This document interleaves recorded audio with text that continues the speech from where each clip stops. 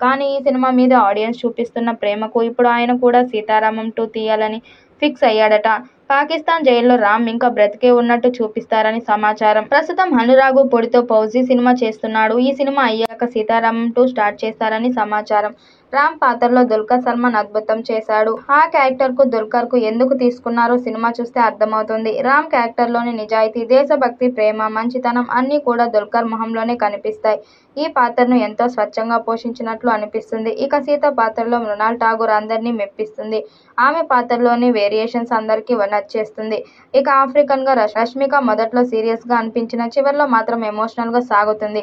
విష్ణు శర్మగా సుమంత్ ఆకట్టుకుంటాడు. సచిన్ కేదకర్, వెన్నెల కిషోర్, శత్రు, తరుణ్ భాస్కర్, మురళీ శర్మ అందరూ కూడా మెప్పించారు. ఈ పాత్రలు కూడా సీక్వెల్ కొనసాగుతాయని సమాచారం.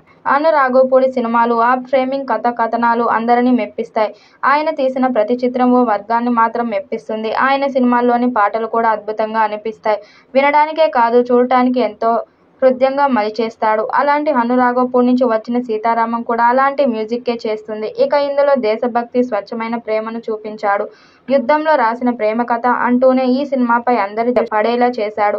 ఇప్పుడు సీక్వెల్ కి కూడా అదే స్థాయిలో తీయబోతున్నట్లు సమాచారం. పాకిస్తాన్ జైల్లో రామ్ పడే కష్టాలు, అతన్ని బయటకు తీసుకురావడానికి సీత చేసే ప్రయత్నాలు అన్ని ఎమోషనల్ గా చూస్తారని తెలుస్తుంది. ఇక సీతారామం సినిమా విజయంలో పాటలు కూడా కీలక పాత్ర పోషించాయి. ఇప్పుడు సీక్వెల్ లో అంతకు మించి ఉండేలా ప్లాన్ చేస్తున్నారు. నిర్మాత అశ్విన్ దత్ సీతారామం 2ని భారీ స్థాయిలో 100 కోట్లకు బడ్జెట్ తో పాన్ ఇండియా స్థాయిలో తీయడానికి ప్లాన్ చేస్తున్నారు. ఇందులో అన్ని భాషలు నటీనటులు ఉంటారని తెలుస్తుంది. అన్ని కుదిరితే 2026 చివర్లో సీతారామం 2 స్టార్ట్ అయ్యే అవకాశం ఉందని ఫిలిం నగర్ సమాచారం. మరి ఆడియన్స్ కోరుకున్న విధంగా ఈ చిత్రాన్ని సీక్వెల్ ఎప్పుడు స్టార్ట్ అవుతుందో చూడాలి. ఈ వీడియోపై మీ అభిప్రాయాన్ని కామెంట్ బాక్స్ లో తెలియజేయండి. వీడియో నచ్చినట్టయితే లైక్ చేయండి, షేర్ చేయండి, కామెంట్ చేయండి. మరిన్ని అప్డేట్ కోసం మన ఛానల్ సబ్స్క్రైబ్ చేసుకోండి. నోటిఫికేషన్ కోసం పక్కనే ఉన్న గంట సింబల్ ని కొట్టండి.